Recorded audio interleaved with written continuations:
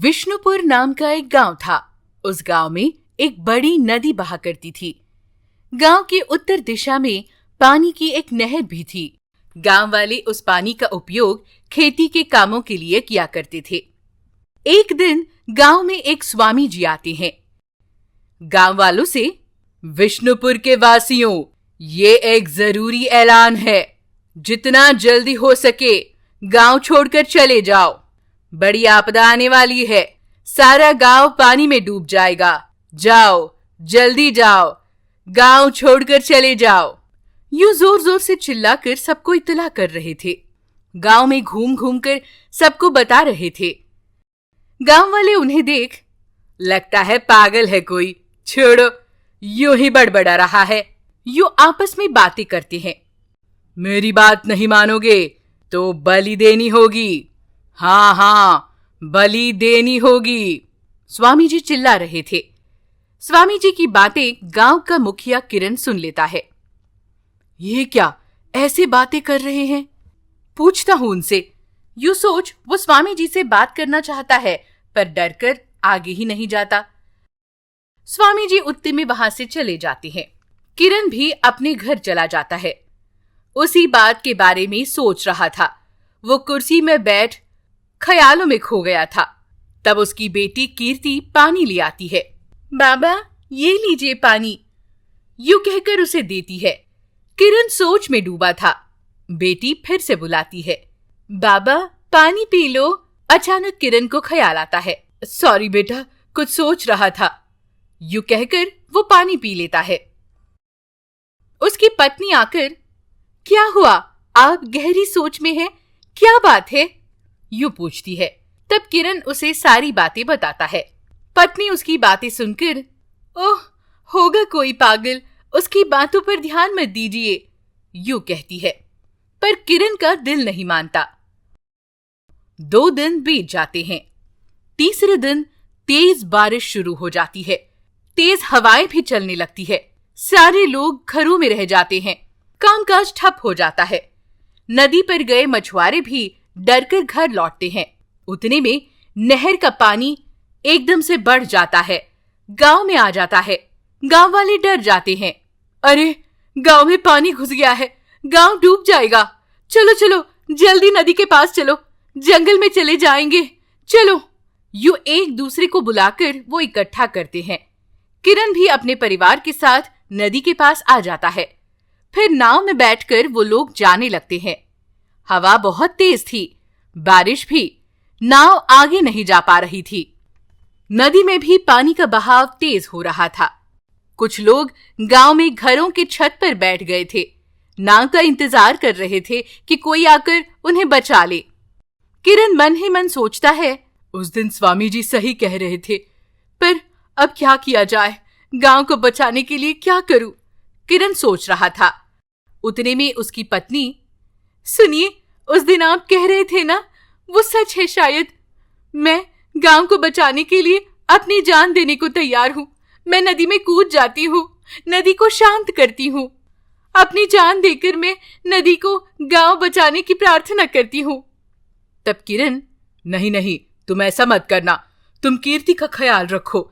मैं नदी में कूदकर गांव पर आया ये संकट दूर करूंगा, यूं कहकर किरण नदी में कूदने के लिए तैयार हो जाता है। तभी नाव के सामने एक बड़ी मछली आ जाती है। नाव में मौजूद सारे लोग उस मछली को देख डर जाते हैं। वो मछली नाव से धड़कती है। उसके यूं धड़कने से कीर्ति नदी में गिर जाती है और मछली कीर्ति को अपने मुंह में दबा लेती है। ये देख उसके माता पिता, कीर्ति, बेटा कीर्ति, यूं रोने लगते हैं। उतने में हवाएं तेज हो जाती है। बारिश भी अचानक थम जाती है। गांव में घुसा पानी वापस लौट जाता है। सबको अचरज होता है, ये कैसे हुआ।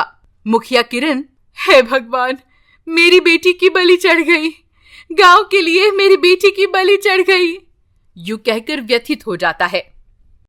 लोग अपने अपने घर लौट जाते हैं। अगले दिन सुबह किरण बेटी को ढूंढने नदी पर जाता है। मछुआरों को उसे ढूंढने के लिए कहता है। स्वामी जी के लिए भी वो पूरा गांव छान मारता है। उसे एक पेड़ के पास स्वामी जी दिखाई देते हैं। वो तुरंत उनके पास जाता है। स्वामी जी, आपके कहने के मुताबिक मेरी बेटी बलि चढ़ गई। यूं उन्हें सारी बातें बताता है। तब स्वामी जी कहते हैं, तुम्हारी बेटी ने गांव को बचा लिया, व्यथित मत हो। अभी क्यों उसके बारे में सोच रहे हो? ये क्या स्वामी जी, ऐसा कह रहे हैं आप? बाप हो, बेटी के प्रति प्यार तो होगा ही ना। और किरण रोने लगता है। स्वामी जी चुपचाप खड़े थे। स्वामी जी, आप सर्वज्ञानी हैं, सब कुछ जानते हैं। बताइए ना, मेरी बेटी को वो मछली कहाँ ले गई है? ठीक है, तुम इतना पूछ रहे हो तो चलो मैं तुम्हें दिखाता हूं कि तुम्हारी बेटी कहाँ है। यूं कहकर स्वामी जी किरण को लेकर नदी के निचले हिस्से में चले जाते हैं। वहां कीर्ति उस मछली के साथ खेल रही थी। उसे देख किरण खुशी से बेटा कीर्ति यूं बुलाने लगता है, उसके पास जाने लगता है। तब स्वामी जी किरण से कहते हैं, किरण, वो हमें देख नहीं सकती, ना ही तुम्हारी बातें वो सुन सकती है। सिर्फ मैं तुम्हें उसे दिखाने के लिए यहाँ लाया हूँ। ये बात सुनकर किरण, ये क्या स्वामी जी, मेरी कुछ समझ में नहीं आ रहा। वो मछली मेरी बेटी को तो अब तक खा जाती, पर कीर्ति तो उसके साथ खेल रही है। ये कैसे मुमकिन है? किरण पूछता है। देखो किरण, तुम्हारी बेटी के जन्म के पीछे एक कारण है, इसीलिए वो मछली उसे हानि नहीं पहुंचा पाई।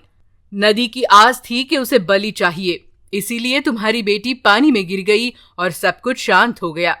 डरो मत, उसे कुछ नहीं होगा। अभी और बहुत कुछ होना बाकी है। तुम्हारी बेटी पूर्णिमा के दिन नदी से बाहर आएगी। ठीक है कहकर किरण स्वामी जी को धन्यवाद देता है। फिर वो दोनों नदी से बाहर किनारे पर आ जाते हैं। किरण उन्हें फिर से धन्यवाद देकर घर चला जाता है। घर पर उसकी बीवी, कुछ पता चला कीर्ति का? कहाँ है वो? यूं पूछती है। किरण उसे सारी बातें बताता है। वो भी अचरज से देखती है। फिर वो दोनों पूर्णिमा का इंतजार करते हैं। पूर्णिमा की रात आती है। वो दोनों पति पत्नी नदी के पास जाते हैं।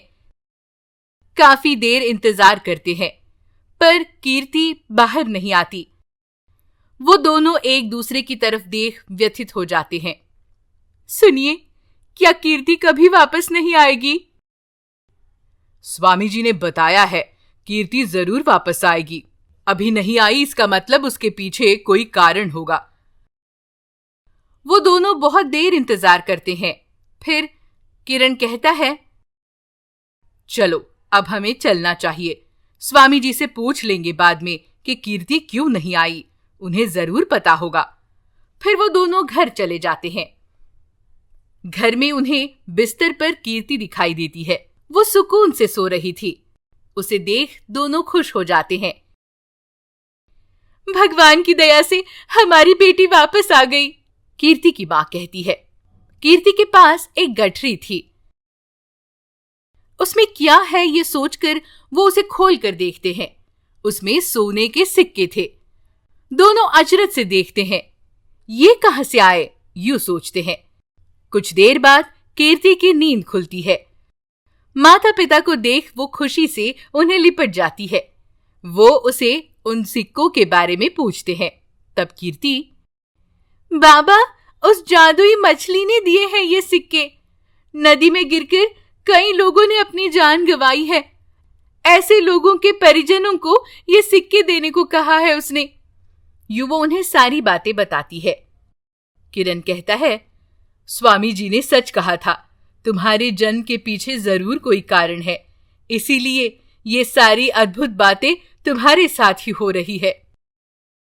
फिर अगले दिन किरण वो सोने के सिक्के गरीब जरूरतमंद लोगों में एवं जिनकी नदी में जान चली गई ऐसे लोगों के परिवार में बांट देता है।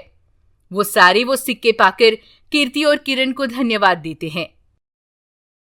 ये सारी भगवान की कृपा है, किरण कहता है। फिर वो दोनों घर चले जाते हैं। इसके बाद वो लोग सोने के सिक्के पाकर और किरण अपनी बेटी को वापस पाकर खुशी खुशी अपना जीवन व्यतीत करता है।